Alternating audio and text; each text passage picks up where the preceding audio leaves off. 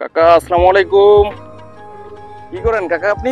আমি যে দেন না বর্তন বাসি আচ্ছা আচ্ছা, এটা তো মানে আগাছা বাসেন এটা। যে এটা কেন বাসেন? মানে এটা না বাসলে কি হবে ফসলের? যে ধান হবে না ধান হবে না। না।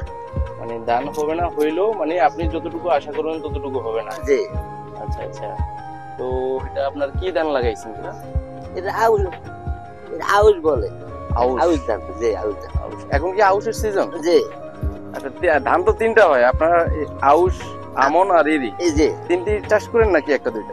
একটা দুটা করে আর আপনার এই যে শীতের মৌসুমে কি কি চাষ করেন? অন্য কিছু চাষ করেন? এই দুলুট মুলুট করি আর লোট। আচ্ছা আচ্ছা, তো আপনার ফলন কেমন হয় আপনার? বলো নয়।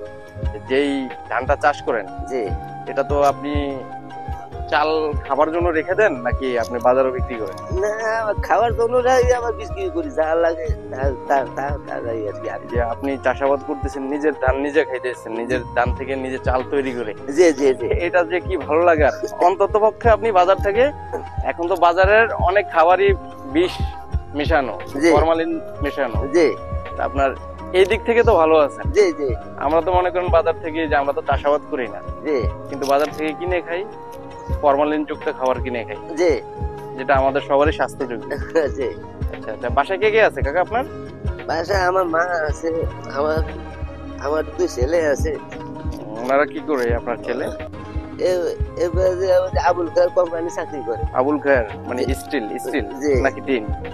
না, আমি আমি সঠিক বলতে পারব না। আমি যতটুকু জানি আমার কইছে কি চাকরি করে আবুল খায়ের। ছোটবেলা ওই যে শুনছেন না, শিক্ষা জাতির মেরুদণ্ড। যে একটা দেশের মেরুদণ্ড হচ্ছে কৃষি। যে কৃষি ছাড়া একটা দেশের অর্থনীতি কোনোভাবে ভালোভাবে চলতে পারে না। না আপনাদের এই ছোট ছোট কাজগুলো দেশের অর্থনীতিতে অসামান্য অবদান রাখে। যে তো দোয়া করবেন, ভালো থাকেন, আপনার কাজ করে যান। যে শুভকামনা রইল। আসসালামু আলাইকুম। আলাম।